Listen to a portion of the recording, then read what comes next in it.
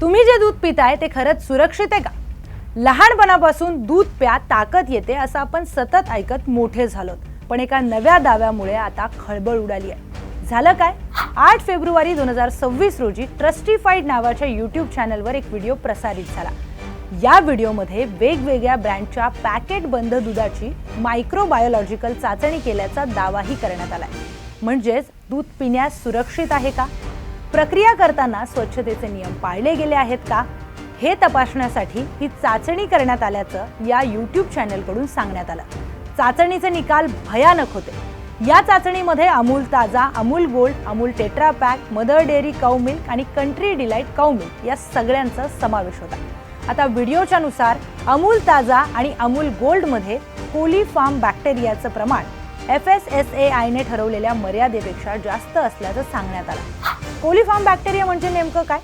Coliform bacteria हे माती, पाणी, वनस्पती, प्राण्यांच्या आणि मानवाच्या आतड्यामध्ये, मलमूत्रामध्ये आढळणाऱ्या बॅक्टेरियांचा समूह आहे. आता अन्न आणि प्रशासनाच्या निकषांनुसार कोलीफॉर्म बॅक्टेरिया 10 CFU प्रति मिलीलिटर पेक्षा जास्त नसावेत. मात्र अमूल ताजामध्ये आणि अमूल गोल्डमध्ये हे प्रमाण फॉलो केलं गेलेलं नाही.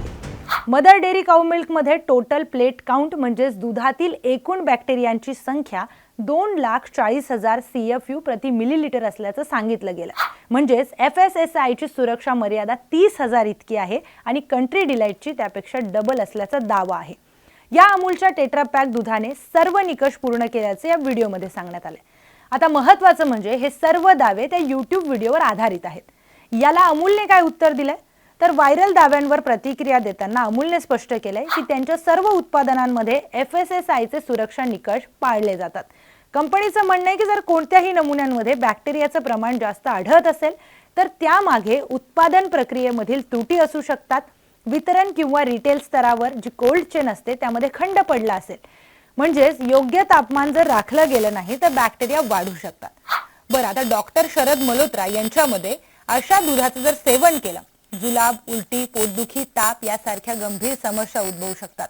लहान मुलं, ज्येष्ठ नागरिक आणि कमी प्रतिकारक शक्ती असलेले रुग्ण यांच्यासाठी धोका अधिक असू शकतो आणि डिहायड्रेशनची शक्यताही नाकारता येत नाही.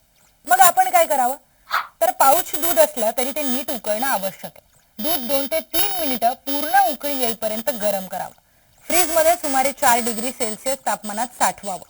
पॅकेट उघडल्यानंतर 24 ते 48 तासांमध्ये वापरावं. गळती असलेलं पॅकेट टाळावं. तर टेट्रा पॅक दूध उच्च तापमानावर प्रक्रिया करून पूर्ण सील बंद केलं जातं, त्यामुळे त्याची शेल्फ लाईफ जास्त असते. मात्र कोणतंही उत्पादन आंधळेपणाने सुरक्षित आहे असं गृहीत धरणं अतिशय चुकीचं आहे. शेवटचा मुद्दा, FSSAI ही देशातली अन्न सुरक्षा मानकांची जबाबदार संस्था आहे. अशा दाव्यांची अधिकृत चौकशी आणि स्पष्ट भूमिका समोर येणं गरजेचं आहे. कारण हा प्रश्न फक्त एका ब्रँडचा आहे का? तर नाही, प्रत्येक घरातला हा प्रश्न आहे. जगणं जणू एखाद्या सर्वायकल गेम सारखं झालंय. श्वास घ्यायचा तर हवेच्या गुणवत्तेची चिंता, पाणी प्यायचं तर त्यामध्ये रसायन, फळभाज्यांमध्ये कीटकनाशकं, मसाल्यांमध्ये भेसळ आणि आता प्रश्नचिन्ह उभं राहतंय ते दुधावर. माणसानं जगायचं तर जगायचं कसं असा प्रश्न आता सोशल मीडियावर विचारला जातोय. आपल्याला सगळ्यांना या सगळ्या प्रकरणाबद्दल काय वाटतं? कमेंटमध्ये आपलं मत नक्की सांगा आणि अशाच अधिक इंटरेस्टिंग आणि इन्फॉर्मेटिव्ह व्हिडिओजसाठी पाहत रहा न्यूज 18 मराठी.